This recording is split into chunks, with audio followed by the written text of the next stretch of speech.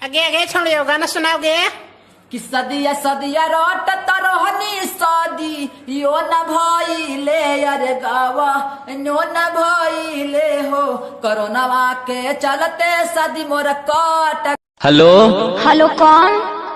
पूजबा गया नहीं दीदी घरा में नहीं। तू क्या बोल रही रे? हम ओकर लभारी है। लो भर तोरा ऐसा लफंगा से दीदी बात करते रे।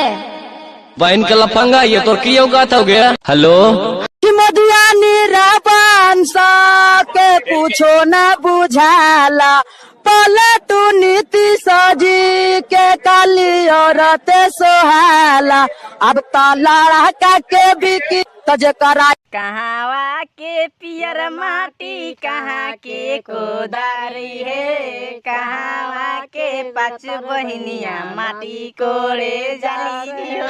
ऐसा ठीका गइलू तनका गया और गावा न हो। अरे बाबू इतना बड़ा हुड हो गई तोरा शर्म नहीं हो? तू डेली डेली बिछौना में मुँह देवई आ चेक वाला चादर बिछैली अगर मुतले ना तो बदन फाड़ देबो तोर। समझली कि नहीं? अब हम का करी, जैसे जैसे ठंडा बढ़ रहा वैसे हम प्रेशर ही बढ़ रहा। अब हो जा रहा तू। अरे ठंडा बढ़ाओ तो तू मुँह देबी गद्दा में आए। अब गलती से हो जा रहा तू। होटल होटल होटल गर्मी चढ़ल बा हवा छोड़लो रे साला ई का कलिस देते बाक मार दे तू ही नुकला हवा छोड़े के।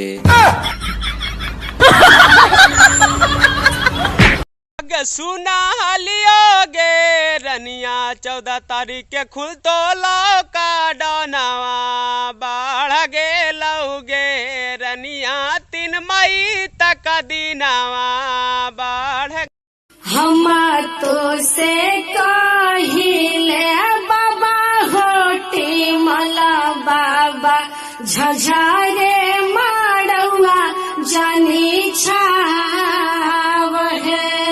गाड़ी लाबे साइकिल लाबे लाबे हीरो हंडा लगाओ बेचारे डंडा दिमाग होई ठंडा बतावा दूल्हे राजा दहेज लेबे कतना बतावा दूल्हे राजा। कूलर लेबे टीवी लेबे बाबा और पंखा बतावा दूल्हे राजा दहेज लेबे कतना बतावा दूल्हे राजा।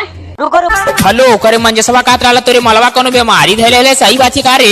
हाँ ओ नरेंद्र भैया आइला सुना धइले बा बीमारी मोर जानवा के कोरोना वायरस मुसकानवा के। सरऊ रोज देवाल फान की यात्रा ला मिले अब सरऊ जाया।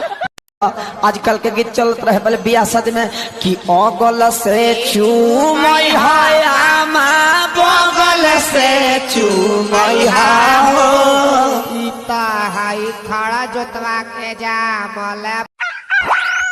ओ तेरी की सालों ने लाइट काट दी। पापा बहुत गम्मी लग रही है। तो बेटा मैं क्या कर सकता हूँ अब इसमें? एक काम करो 15 मिनट रुकते हैं, लाइट आ गई तो ठीक वरना छत पे चलते हैं। मेरे सपनों की रानी कब आएगी तू?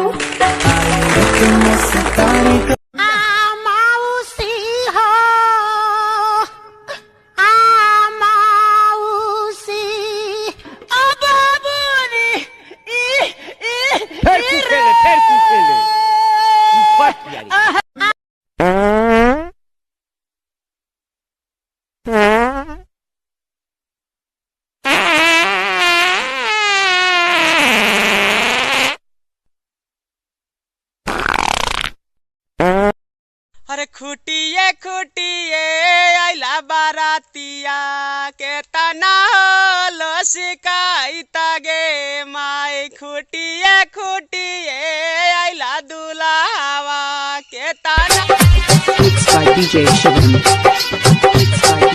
जो लोग लॉकडाउन के चक्कर में अंदर घर में रह रहे हैं और अपनी गर्लफ्रेंड या प्रेमिका से बात नहीं कर सकते हैं वो ये लाइनें ज़रूर उनको भेजें कि न वफ़ा का जिक्र होगा न फ़ोन पे बात होगी, न वफ़ा का जिक्र होगा न फ़ोन पे बात होगी, अब जब भी मुलाकात होगी। इन छोटे मोटे प्रोग्रामों से कितना कमा लेते हो? जितना भी कमा लेता हूँ खुश हूँ। 2 रोटी के साथ पब्लिक का प्यार मिल जाता है, इससे ज्यादा एक कलाकार को और क्या चाहिए।